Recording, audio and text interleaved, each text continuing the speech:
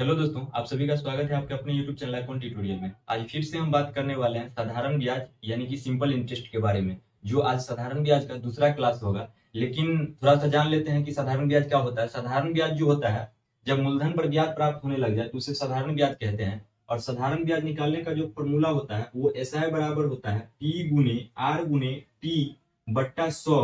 और P जो होता है वो प्रिंसिपल कहलाता है, R रेट यानी दर, और T समय कहलाता है। और ऐसा है तो साधारण ब्याज होता है। ये सब पिछले क्लास में हो चुका था। तो आज जो है पहला क्वेश्चन से फिर शुरुआत करते हैं। पहला क्वेश्चन क्या है कि एक राशि जो है वो 3 वर्ष के लिए साधारण ब्याज पर दी जाती है। यदि ब्याज की दर 4% अधिक होती तो ब्याज पहले से 720 रुपया अधिक मिलता। निवेश की गई राशि ज्ञात कीजिए। देखिए, कोई धन है जो 3 वर्षों के लिए ब्याज पर दिया गया है। अब कह रहा है यदि दर जो था ना उससे 4% यदि अधिक होता तो ब्याज क्या 720 रुपया अधिक मिलता। देखिए, एक वर्ष में 4% ब्याज अधिक लग रहा है तो 3 वर्षों में जो ब्याज कितना अधिक लगेगा, 4 गुने 3% यानी कि 12% ब्याज अधिक लगेगा 3 वर्षों में। एक वर्ष में 4% लग रहा है तो 3 वर्ष में 12% ब्याज अधिक लगेगा। और रियल में परसेंटेज में 12% लग रहा है ब्याज अधिक। और ब्याज जो है रियल में जो दिया गया वो 720 रुपया अधिक लग रहा है। तो अब यहां से यदि 100% का वैल्यू निकालेंगे तो वह मूलधन निकल जाएगा।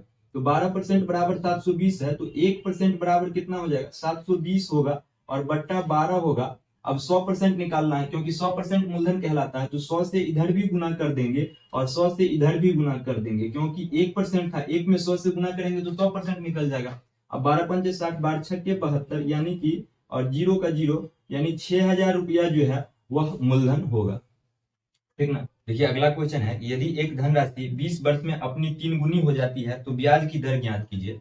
देखिए, कोई धन है जो 20 वर्ष में अपने आप का 3 गुना हो जाता है, तो मान लेते हैं P जो है धन है और वह कितने वर्षों में, 20 वर्ष में अपने आप का P धन है और 20 वर्ष में 3P हो जाता है यानी कि 3 गुना हो जाता है 20 वर्ष में। तो 20 वर्ष में जो है इसका ब्याज कितना बढ़ा, P से 3P हुआ, तो 3P होने में ब्याज यानी कि 2P हुआ होगा। मूलधन यदि P रुपया है और मिश्र धन 3 रुपया है, 3 रुपया, तो हो कितना गया ब्याज 2 रुपया। अब देखिए, ब्याज यहां से 2 रुपया है और रियल में क्या निकालना है, दर निकालना है। तो ब्याज निकालने का फॉर्मूला क्या होता है, SI बराबर P गुने R गुने T बट्टा 100 होता है। अब निकालना क्या है, दर निकालना है। तो यहां से तो मूलधन P माने हैं और ब्याज कितना 2 रुपया, 2P हुआ, 2P ब्याज और P का P यानी मूलधन माने हैं और R तो निकालना है यानी दर, तो उसको रहने देंगे। और गुने T कितना है, 20 वर्ष है 20। अब बट्टा 100 करेंगे। देखिए, P से P खत्म और 0 से 0 खत्म और 2 से 2 खत्म यानी 10 इधर आएगा तो R बराबर क्या हो गया, 10%। ठीक ना। क्या है कि साधारण ब्याज पर 5 वर्ष में कोई राशि 2 गुनी हो जाती है तो वो धनराशि कितने वर्षों में 8 गुनी हो जाएगी। देखिए, माना कि धन जो है 1 रुपया, मान लेते हैं कि धन जो था वो 1 रुपया था तो 5 वर्ष में कितना हो गया है, 2 गुनी हो गया यानी कि 2 रुपया हो गया है। अब कह रहा है 5 वर्ष में हो रहा है तो ब्याज यहां से कितना लग रहा है, 1 रुपया ब्याज हो रहा है।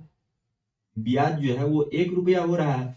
अब फिर आगे क्वेश्चन पढ़िएगा, कह रहा है तो वह धनराशि कितने वर्षों में 8 गुनी हो जाएगी, यानी कि यही धनराशि 1 रुपया जो है वो कितने वर्षों में 8 गुनी हो जाएगी। तो यहाँ से ब्याज कितना 7 रुपया बढ़ा और यहाँ ब्याज कितना 1 रुपया बढ़ा था, यानी 1 रुपया 7 रुपया हुआ है, यानी कि 7 गुना ब्याज बढ़ा है।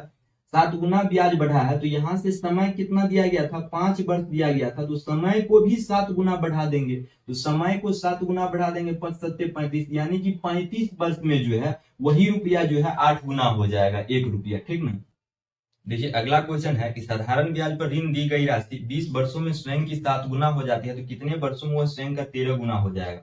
देखिए, कह रहा है कोई राशि है जो 20 वर्षों में स्वयं का 7 गुना हो जाता है, तो राशि मान लेते हैं कि 1 रुपया है और यह 7 गुना हो रहा है। 1 रुपया 7 गुना होगा यानी कि 7 रुपया होगा, यानी कि 20 वर्ष में हो रहा है। ठीक ना।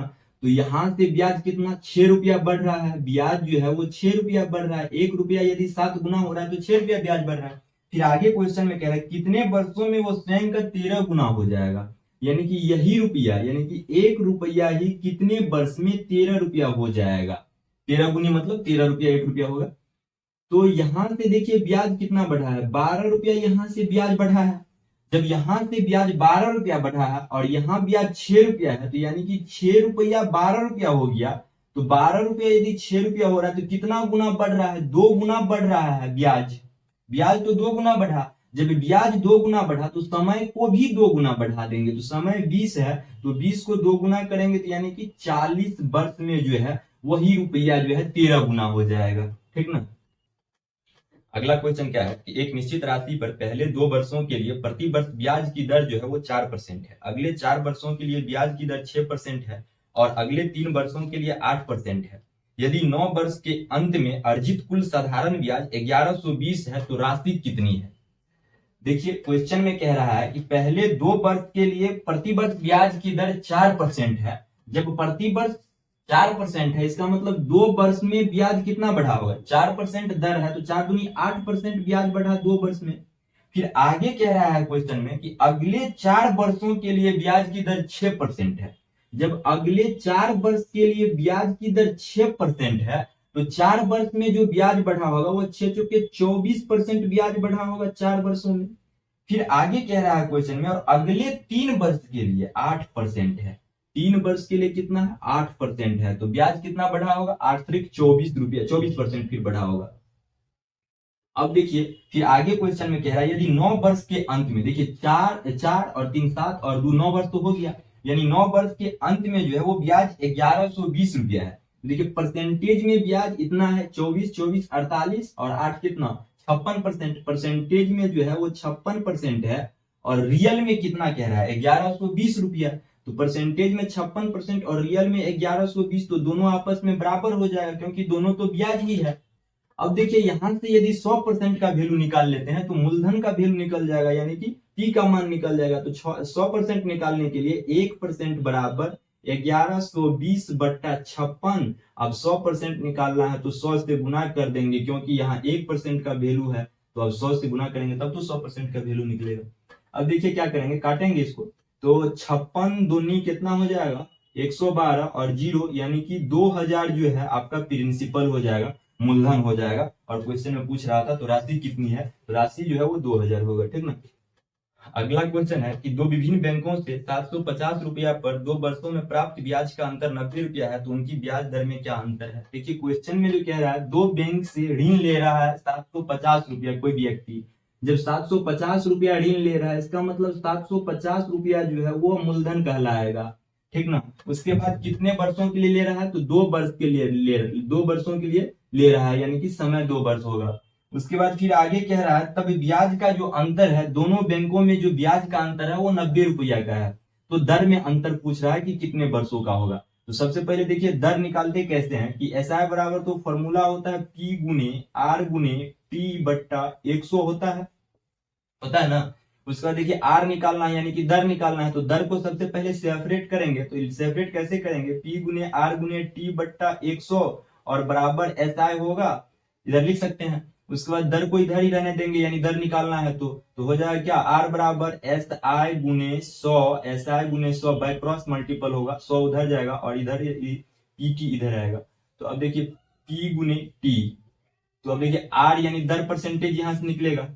जब दर परसेंट यहां से निकलेगा तो अब पूछ क्या रहा है? दर में अंतर पूछ रहा है, तो दर में अंतर भी इसी फॉर्मूला से निकलेगा।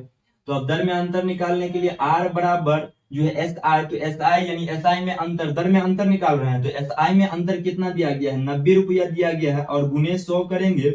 उसके बाद जो है बट्टा P यानी कि मूलधन, तो मूलधन कितना 750 रुपया दिया गया और T जो है वो समय, तो समय कितना 2 वर्ष दिया गया है गुने 2, 0 से 0 खत्म।